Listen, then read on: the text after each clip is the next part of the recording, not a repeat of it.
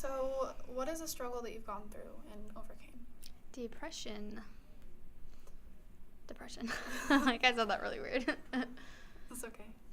How do you deal with it on a day-to-day basis?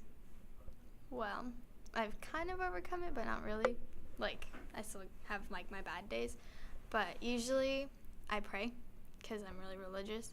And sometimes I play my clarinet because music really speaks to me and it kind of helps me, like, relax. And sometimes I sleep just to get my mind off of everything. And that works for you? Yes, very much so. Okay.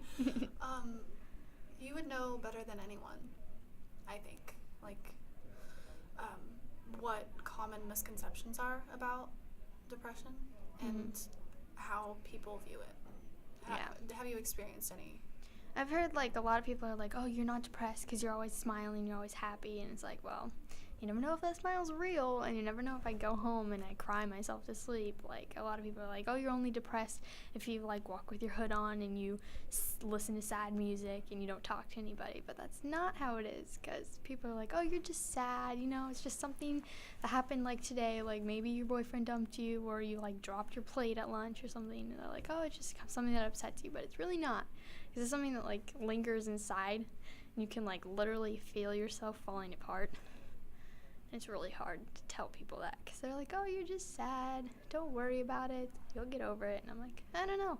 So it's really a chemical imbalance in the brain. It's not something that I can just get up in the morning and be like, oh, it's going to be a good day. I'm going to be great. And I can get over this. It's something that I have to work at. I completely understand. And do you have any, like, advice for people that are going through similar things? Don't give up.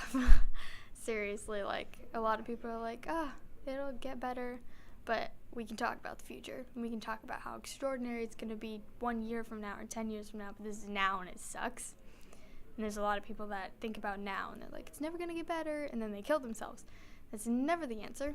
As seemingly possible as it sounds, people don't need help. They need love, and people don't allow that. People don't give that to anybody. So if you just show everybody unconditional love, you don't know who you're gonna smile at in the hallway, and they'll be like, oh, maybe I was gonna go home and kill myself, but you smiled at me, and so you saved my life.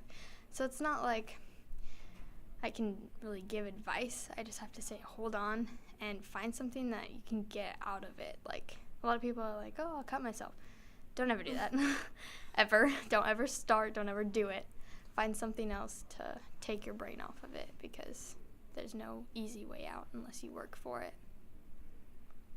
Okay. And hopefully things get better for them.